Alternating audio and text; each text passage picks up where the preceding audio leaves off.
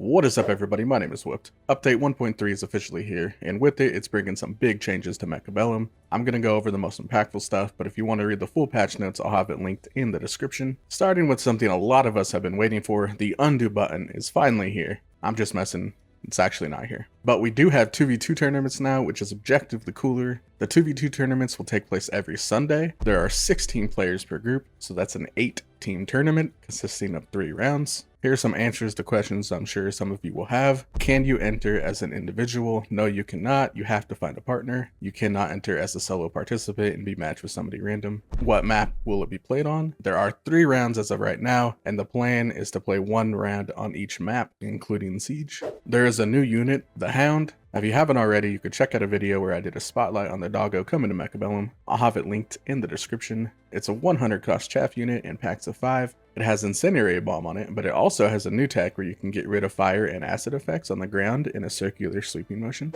Okay, let's talk about an enormous change that is going to have an immediate impact on how the game is played. All units from starting packs now have a 0 unlock cost. Sledgehammers, steel balls, stormcallers, tarantulas, mustangs, and sabertooth will now have a 0 cost unlock. Additionally, the wraith and scorpion will now have 50 cost unlocks, down from 100. Giants, hacker, rhino, and the rest of air are staying the same, and I can't even begin to imagine how much of an impact this will have on the game, other than it'll be a massive one. That's what she said.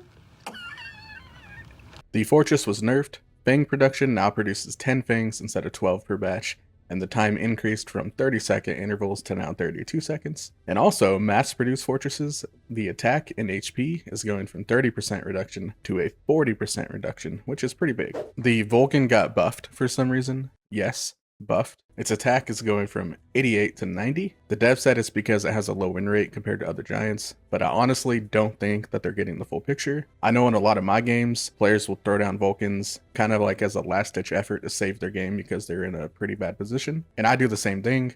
And I don't know for sure, but I think that's skewing the stats. The Rhino got buffed. Its attack is increased by 8%. I know this is going to make Roxas very happy. The Overlord got a small buff. Its missile HP got a 10% increase, which means it's going to be harder to shoot down with anti-missiles. The Hacker got a pretty big nerf. The cost of barrier increased from 300 to now 400, and the HP of barrier is reduced from 20,000 per level to 16,000 per level. And I actually really like this change. I think it was much needed, so great job by the devs. The Wraith got a buff. The price of degen bean dropped from 250 to now 200, and this might be significant because the unlock cost is being reduced to 50 as well, so we'll see how this plays out. Okay, I've been saying for a couple weeks now, ever since they buffed the spider, that it's OP and aggro. I'm probably in the minority on this. I know a lot of my close friends don't agree with me, but that being said, it did just get nerfed. The XP requirement to rank up has increased by 23%, which I think is a great move by the devs. I think that was the biggest problem making the spiders OP, is when they gained a level during round 1 so that you can level them up in round 2.